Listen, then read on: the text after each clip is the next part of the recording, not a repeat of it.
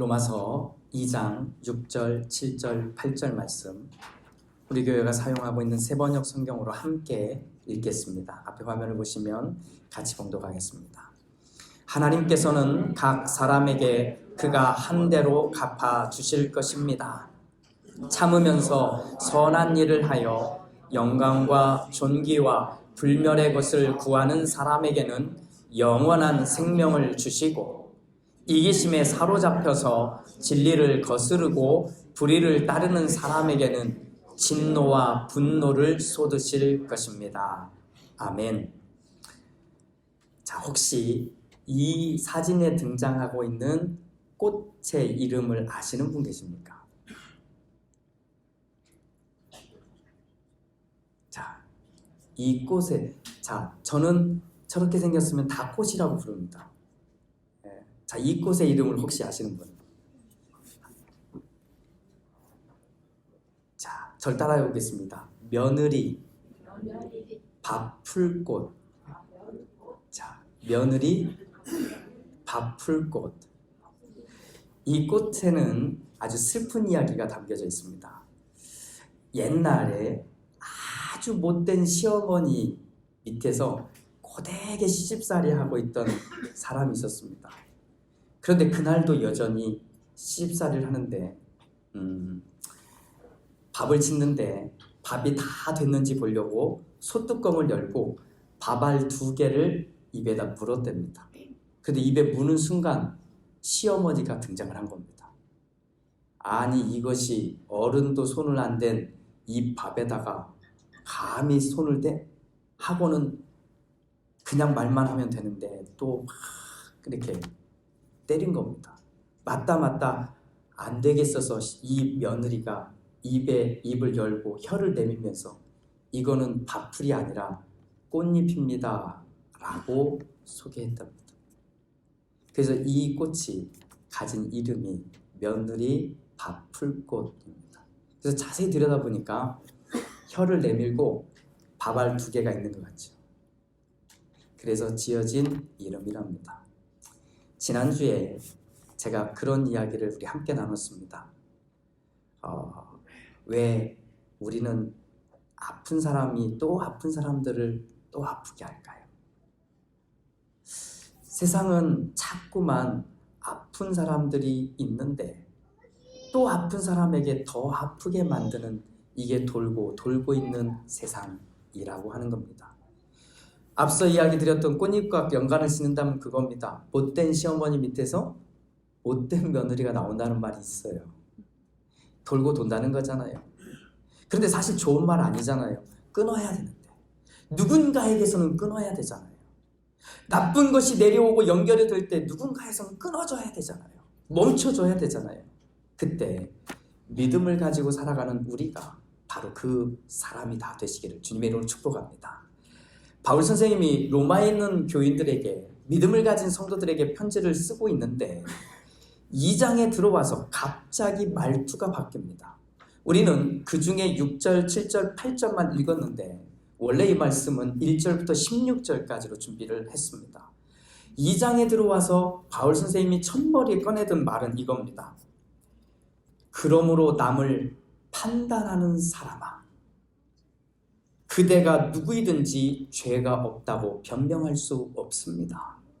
그대는 남을 심판하는 일로 결국 자기를 정죄하는 셈입니다. 그대도 똑같은 일을 하고 있기 때문입니다.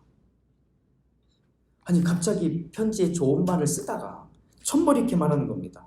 그러므로, 앞에 이야기 썼죠. 그러므로 남을 판단하는 사람아, 남을 정죄하는 사람아, 남을 심판하는 사람아, 이렇게 말을 하고 있으니 좀 거칠게 나온 것 아니겠습니까? 그런데 이 말의 결론을 이렇게 말합니다. 하나님의 심판은 이런 일을 하는 사람들에게 공정하게 내린다는 것을 우리는 압니다. 자, 남을 심판하거나 판단하거나 정죄하는 사람, 어떤 사람일까요? 내가 남들보다 위에 있다고 생각하는 사람, 내가 재판을 할 수 있는 사람처럼 생각하는 겁니다. 나는 옳고 다른 사람들은 틀렸다고 생각하는 사람들이 하는 겁니다. 그런 사람들에 대해서 바울은 이 한 단어를 씁니다. 완고하다. 마음이 딱딱하다, 자기 말만 한다, 남들의 얘기는 전혀 듣지 않는다, 이런 말로 사용하는 겁니다. 그런데 정말 큰 문제는 뭔지 아십니까? 하나님은 그렇게 생각하지 않는다는 거예요. 하나님은. 그래서 바울 선생님은 그 하나님의 마음을 이렇게 6절에서 담아내는 겁니다. 하나님께서는 각 사람에게 그가 행한 대로 갚아주실 것입니다. 하나님은 각 사람에게 그가 행한 대로 갚아주실 것입니다. 그런데 행한 대로 갚아주시는데 바울 선생님은 두 개로 소개하고 있는 겁니다. 하나는 하나님이 원하는 대로 행하는 사람들인데 어떤 사람이냐면 이기심을 가지고, 아니 이기심을 가진 정도가 아니라 이기심에 사로잡혀서 불의한 일을 행하는 사람, 이렇게 나오는 거예요. 그런데 이 앞절 7절 말씀에 보면 하나님 편에 있는 마음을 가진 사람도 등장을 합니다. 그 사람은 참으면서 선한 일을 하는 사람, 이렇게 소개해주고 있습니다. 자, 저는 이 말씀을 묵상하면서 과연 로마에 있는 교회는 무슨 일이 있었을까를 생각하고 정리해봤습니다. 로마 교회는 예수님을 믿는 사람들이 모여들었습니다. 그런데 이 모여든 사람들은 크게 두 부류의 사람이 있었던 것입니다. 적은 사람이 있는데, 숫자가 적은 사람은 유태인인데 기독교로 종교를 바꾼 사람들, 유태인인데 기독교인이 된 사람들은 많이 없었습니다. 교회 안에 소수였고, 훨씬 더 많은 사람들은 유태인의 입장에서 보면 외국 사람들입니다. 외국 사람들과 유태인들이 함께 모여 예배를 드리게 됩니다. 공동체 생활도 하고 함께 믿음을 나누고 있는데 문제가 생긴 겁니다. 어떤 문제냐면 하나님에 대한 이야기를 하면서 생긴 겁니다. 하나님에 대한 이야기를 할 때 누가 제일 말을 잘했을까요? 유태인일까요? 외국 사람들일까요? 당연히 유태인들입니다. 예수님에 대한 이야기를 해도 유태인들은 훨씬 더 잘합니다. 왜냐하면 우리 조상 때부터 내려왔던 이야기들이 바로 그 얘기를 합니다. 우리 조상 때부터 기다렸던 사람이 바로 이 예수님이고, 이 예수님이 그 조상 때부터 얘기했던 이런 내용들의 주인공입니다 라고 말하니 외국 사람들은 와, 그래요? 맞군요, 그렇군요 라고 인정하는 거죠. 그런데 문제는 여기서 끝나지 않았다는 겁니다. 하나님에 대해서, 예수님에 대해서 훨씬 많이 안다고 하는 이 사람들이 하나님을 아직 모르고 이제 처음 안다고 하는 바로 그 사람들을 아래로 내려보기 시작한 겁니다. 교회를 다니면서 교회는 이렇게 다니면 안 돼, 예배는 이렇게 드리면 안 돼, 찬양은 이렇게 하면 안 돼 하면서 사람들을 자꾸만 구별하기 시작하는데 높여주는 게 아니라 낮춰주기 시작한 겁니다. 근데 처음에는 이분들이 좋은 마음으로 했겠지라고 생각했는데 나중에는 알고 보니까 아닌 거예요. 우리들을 무시하는 거예요. 우리가 못 배웠다고, 우리가 못 가졌다고, 우리가 아는 게 없다고 우리를 무시하는 것 아닐까 하는 이 마음들이 싹트기 시작하니까 교회 안에 갈등이 생기기 시작한 겁니다. 이 내용을 전해들은 바울 선생님이 오늘 이 편지를 쓰고 있는 거예요. 여러분 가운데 남들을 비판하는 사람, 남들을 정죄하는 사람, 남들을 심판하는 사람들 들으십시오. 하나님은 각각 그 사람이 행한 대로 되돌려줄 겁니다. 그러니 한번 잘 살펴보십시오. 첫 번째, 만약 여러분 안에 참으면서입니다. 자, 참는 게 보일까요? 안 보일까요? 보여주면 안 참는 겁니다. 아시죠? 보여주는 건 안 참는 거예요. 자, 참는다는 말은 원래 간직하고 있는 거예요. 이 밑에서 끌어안고 있는 거예요. 그게 참는 거예요. 그래서 사실은 몰라요. 그러니 이 참으면서 선한 일을 한다는 말의 가장 중심은 보이지 않는 겁니다. 마음의 상태예요. 참으면서 하나님이 원하는 쪽으로 몸을 돌리고 하나님이 원하는 쪽으로 걸어가기 시작한 사람은 하나님이 그 사람의 길을 인도하신다라고 하는 겁니다. 그런데 반대 이야기도 있어요. 어떤 이야기냐면 이기심에 사로잡혀서. 자, 이기심이 없는 사람 혹시 있으십니까? 저는 없다고 생각합니다. 욕심 없는 사람 있나요? 미안하지만 저는 없다고 생각합니다. 시기하고 질투하는 마음이 없을까요?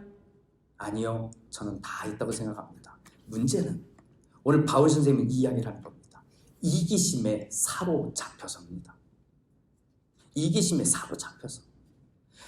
나는 머릿속에 이기심도 있고 욕심도 있고 시기와 질투가 있다는 거 인정합니다. 그런데 문제는 이거에 사로잡혀서 내 생각이 하고 있는 생각대로 몸이 움직이지 않는 거예요.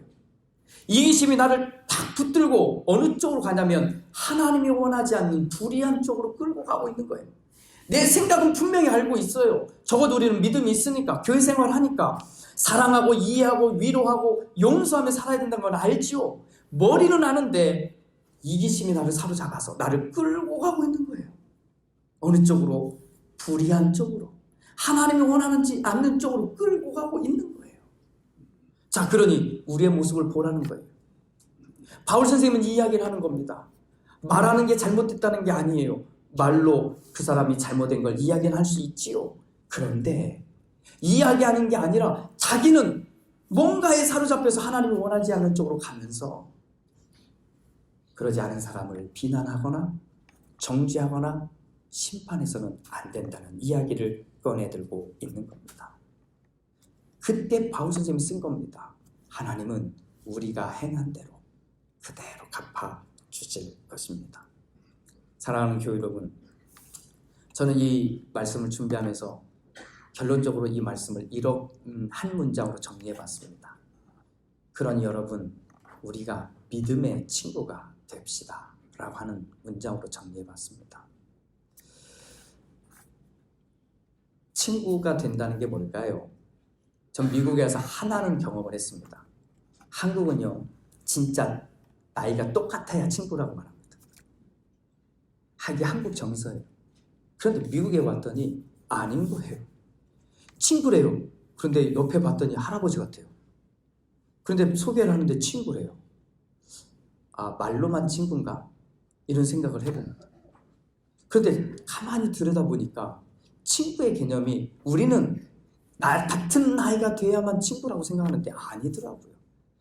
그러면 성경적인 의미가 뭘까? 그래서 한국 정서에는 친구라는 말을 쓰면 오해가 있을 수 있지만 가로 열고 제가 그래서 믿음의 친구가 됩시다 라고 말한 겁니다. 믿음의 친구는 나이하고 상관이 없더라. 바울 선생님은 그 얘기를 하고 있는 겁니다.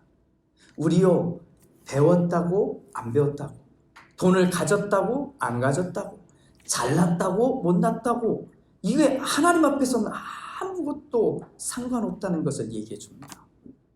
그런데 우리는 그런 세상에 살고 있는 건 맞아요. 배운 사람들이 우대를 받고 가지고 있는 사람이 뭔가 있는 것처럼 느껴지는 세상에서 우리는 살고 있어도 우리는 그 속에서 하나님의 마음을 갖고 있는 우리는 그것과 상관없이 예수님이 내 안에 계신 그 믿음으로 살고 있는가를 물을 때 그때 할 수 있는 표현이 이것 같아요. 믿음의 친구가 될 수 있는가. 첫 번째, 약간 이기적이라면 나는 믿음이 없어도 여러분 믿음의 친구를 옆에 두시기 바랍니다. 꼭 두십시오. 나는 아니어도 내 옆에는 믿음의 친구가 있도록 여러분 좀 그렇게 좀 사세요. 나는 좀 부족해서 믿음으로 못 가도 내 옆에는 믿음으로 어떻게든 살아보고 있는 믿음의 친구가 있기를 여러분 그렇게 하십시오. 그런데 오늘 바울 선생님은 한 걸음 더 나가자는 거예요.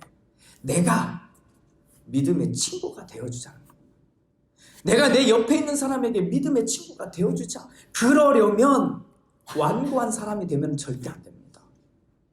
완고한 사람. 마음을 딱 닫아두고 딱딱하게 있으면서 내 말만 하고 내 주장만 하는 사람이 되어서는 내가 누군가의 친구가 될 수 없습니다. 그 사람은 이기심에 사로잡힌 사람이고, 그 사람은 욕심에 사로잡힌 사람이고, 그 사람은 시기와 질투에 사로잡힌 사람일 뿐이기 때문입니다. 그래서 오늘 바울 선생님은 우리들에게 이 요청을 하고 있는 겁니다. 그 시대에는 로마에 있는 성도들에게 그 요청을 하고 있는 것과 같습니다. 모여서 세상 이야기 하세요. 세상 이야기도 좀 하세요. 드라마 봤으면 드라마 얘기도 좀 하시고, 자식들 문제가 있으면 그 얘기도 좀 하시고, 돌아가는 세상 이야기도 좀 하세요. 아프면 아프다고도 하시고, 힘들면 힘들다고도 하시고, 외로우면 외롭다고도 하세요. 그런데 거기에서 멈추지 말아달라고 바울은 얘기하는 겁니다. 거기서 멈추지 말고 한 걸음 더 나와서 믿음의 이야기를 할 수 있는가? 믿음의 친구를 구하고 내가 누군가의 믿음의 친구가 되어줄 마음이 있는가? 준비가 되었는가 하는 겁니다. 분명히 말씀드립니다.